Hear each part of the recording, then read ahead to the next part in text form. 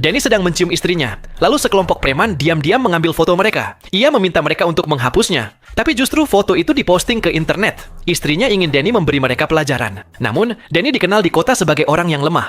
Bahkan ketika orang-orang menghina dirinya, ia tidak pernah melawan. Preman itu pun lalu memprovokasinya dan mengatakan bagaimana mungkin pecundang seperti dia bisa mendapatkan wanita secantik istrinya. Mendengar itu, Danny pun hanya terdiam.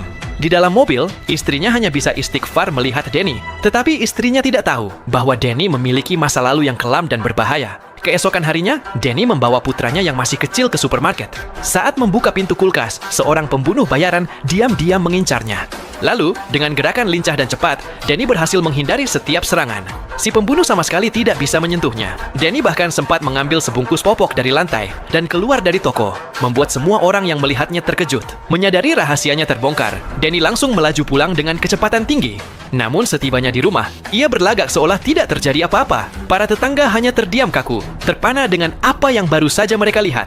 Danny tahu ia harus bergerak cepat. Ia mengeluarkan sebuah tas besar dari bawah tangga. Di dalamnya ada senjata dan paspor dari berbagai negara. Ia segera berkemas dan membawa ketiga anaknya untuk menemui sang istri, Jessie. Ia bilang pada keluarganya bahwa mereka akan pergi berlibur ke Las Vegas. Saat Danny hendak keluar dari tempat parkir, ia melihat seorang pembunuh bayaran sedang mengawasinya. Tepat pada saat itu, sebuah bus melintas, dan dalam sekejap mobil Danny menghilang dari pandangan. Ia mengira berhasil lolos, namun tak lama kemudian, mobil si pembunuh sudah berada tepat di belakangnya. Saat itulah Danny sadar pasti ada pelacak di mobilnya. Kalau tidak, mereka tak mungkin menemukannya secepat itu. Untuk mengatasi masalah itu, ia pergi ke dealer mobil tempatnya bekerja. Ia mengangkat mobil pura-pura memeriksa, lalu dengan cepat menemukan alat pelacak yang tersembunyi di bawahnya. Ia mencabutnya, dan diam-diam menempelkannya ke mobil seorang rekan kerja yang hobi balapan.